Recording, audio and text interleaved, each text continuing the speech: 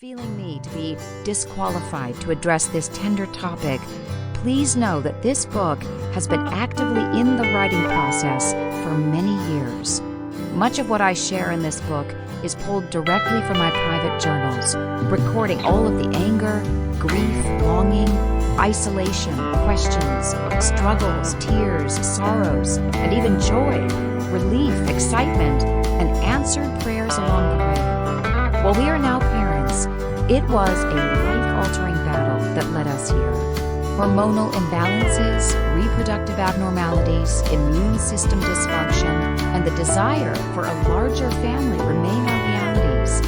As founder of a ministry called Hannah's Prayer, I have learned much from thousands of amazing families who have trusted me with their pain as they have grieved for children. Am I qualified to guide you on this exploration of Hannah's heart? I pray that you will find it to be so. While it was indeed a road less traveled, this winding way of childlessness was one I did not choose to tread. I often limped along this uphill trail, kicking and fighting my way through the dense underbrush of discouragement. But through the journey, God provided green pastures where my aching soul could draw comfort from the recognition that my loving Heavenly Father approved the course before allowing me to take my first step. When I first met Hannah, I defined myself exclusively as infertile, leading a barren life without hope. With my course on this less frequented path plotted against my will, there was one fork in the road that did require my decision. Would I choose bitterness and self-destruction, or growth and renewed hope? The seemingly easier path was anger with God, but I needed to choose the trail that would truly make all the difference. In slowly finding kinship with Hannah, I have realized that my fertility challenges need not destroy me. Intense anger and bitterness have been replaced by a peace that comes only from God. I want to bring the historical account of Hannah's life alive for you, as it has been for me. Each chapter begins with a brief, fictionalized account of Hannah's story. I've taken the liberty of imagining some of the details of Hannah's infertility journey, basing them on the historical context in which she lived and on my own experience with barrenness. While reflecting on Hannah's heart, I will also share pieces of my story, along with the stories of other families facing fertility challenges.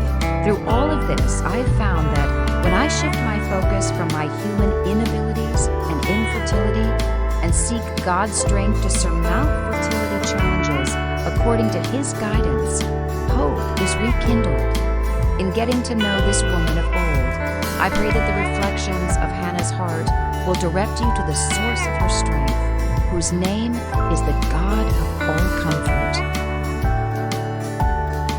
Prologue. My story. Since early childhood, I had imagined I would grow up to raise 8 kids. Our August 1992 wedding was quickly followed by the active pursuit of parenthood. By then, Rick and I dreamed of at least 4, through birth, adoption, or both, however God might provide. In April 1994, we hadn't become pregnant yet, but received our first serious adoption lead. For 36 joyful hours, we prepared our hearts and home for the preschool-aged son and daughter we believed could soon be joining us. But God had another family planned for these children, and we had to let them go. After 2 years of medical fertility assistance, we stepped back from treatments in October of 1994, having exhausted our insurance, finances, and emotional reserves. We refocused our energies and began forming Hannah's Prayer Ministries, a Christian infertility support network. Though I rarely ovulated even on fertility drugs, my body experienced a rebound reaction to the cessation of monthly rounds of Clomid. To our surprise, we conceived our first biological child in early December.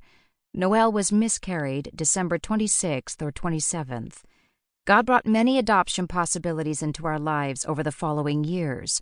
Sometimes we easily saw that leads wouldn't work out, but we believed parenthood to be imminent with each of 5 more children, only to reap shattered hope and empty arms at the end of each encounter.